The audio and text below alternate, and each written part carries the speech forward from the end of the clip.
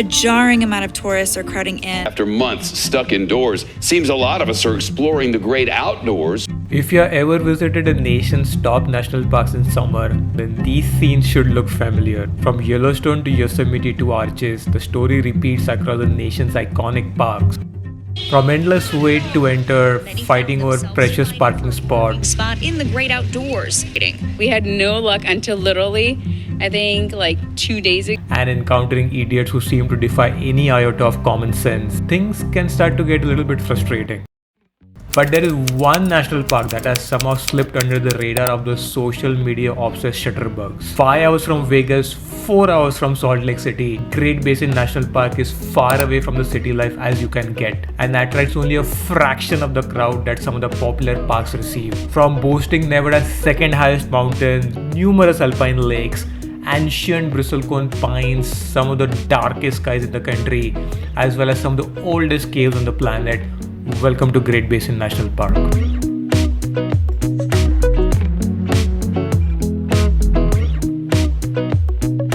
So we have finally made it to the top of the Wheeler Peak Scenic Drive at the Wheeler Peak Campground, and this is our tent site, site number 12, and we are thinking of pitching our tents right over here under this nice canopy of pine trees.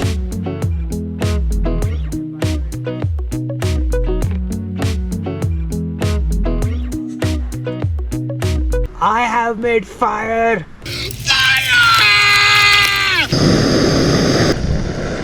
First reactions of eating freeze-dried pad thai. Not bad, it's perfect.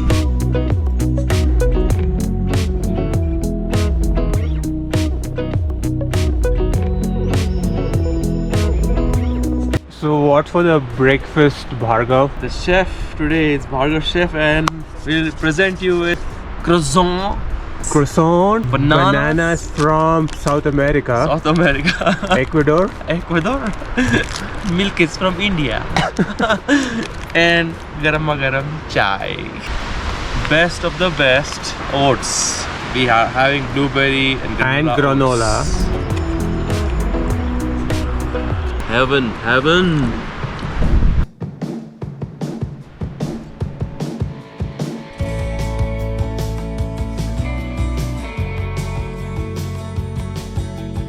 So we have made it to Stella Lake on our way to Wheeler Peak.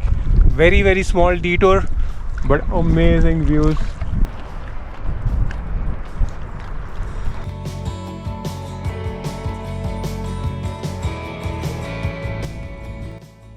That's the Stella Lake where we were about 45 minutes back. So already gained quite a bit of elevation. Still, Wheeler Peak seems really far away.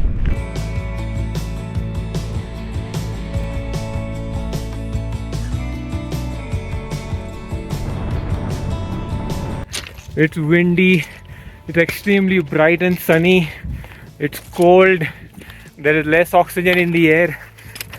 Exactly what you want. Most favorable conditions as you hike to the summit of Wheeler Peak. Half mile from the top of Wheeler Peak summit, the last 500 feet. Not easy. We're already at 12,500 feet. And the summit is really in sight. You made it, man, you made it! Yay! Made it to the summit of Wheeler Peak. 30,064 feet. Second highest peak in all of Nevada.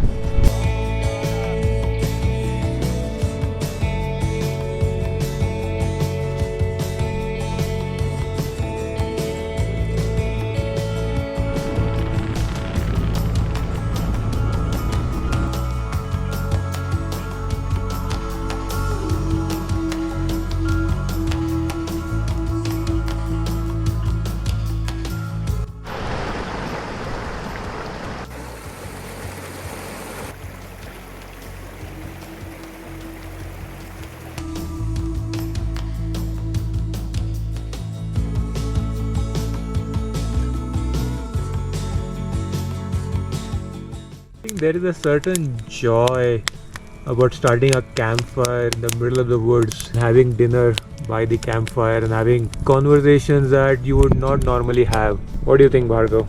Absolutely. When do we get to do this? Almost never. That's why we are making the best use of this time.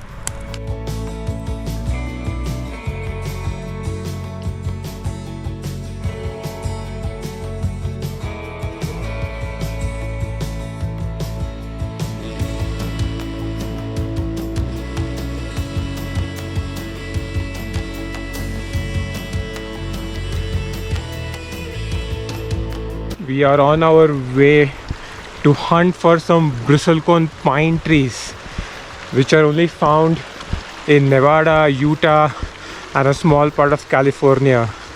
The bristlecone pine trees are some of the oldest living beings on the planet. Some of the trees have been found to be living for more than 4,000 years old.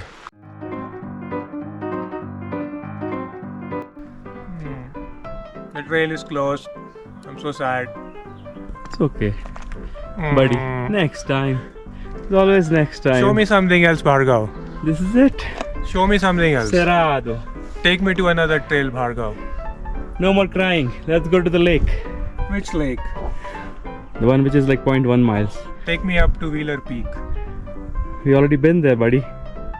That's it. This is the end. I want to do it. I want to do it. I want to do it. Let's go. I have something good for you at the lake. Let's go there. So, this is one of the two alpine lakes that we saw yesterday. This is called as Teresa Lake, and there's one further down, which is at a little lower elevation. Stella Lake. Stella Lake, yes. Yeah, I think one of the Flowing down reasons why from it the has mountains. that kind of emerald color is because of the glacial silt. Right, all the glacier silt is just coming down and settling on the surface of the lake, Yeah. and that is giving a very special color to this lake. There's a glacier nearby which happens Yeah. to be called the Rock Glacier. Yeah. It's the only glacier in the entire state of Nevada. So it is quite possible that the color of the lake is because of the glacier Yeah. silt.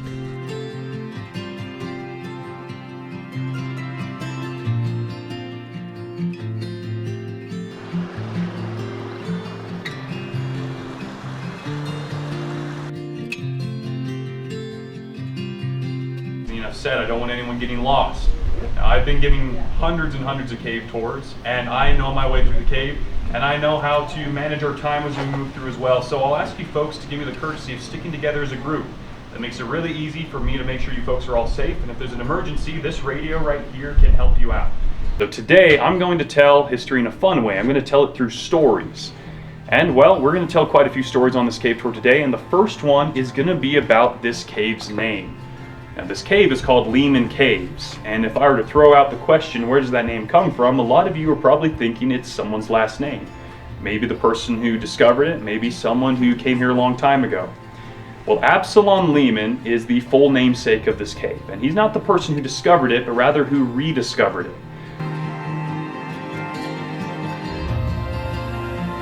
Go into the millions, and to give it a specific number, we're going to go 515 million years ago. This is long before the dinosaurs were ever walking around the earth.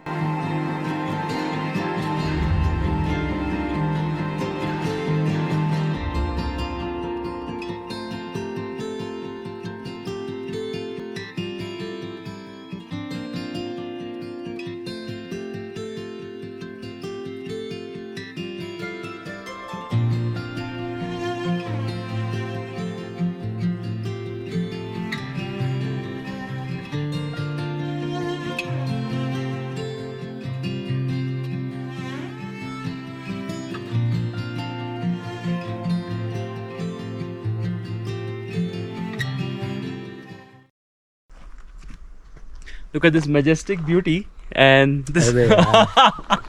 So this is one of the two alpine lakes that we saw yesterday while hiking down from up there, which is Wheeler Peak. Is this the end of the road for us, Bhargav, in Great Basin National Park? This is the end of the trip. Just be happy.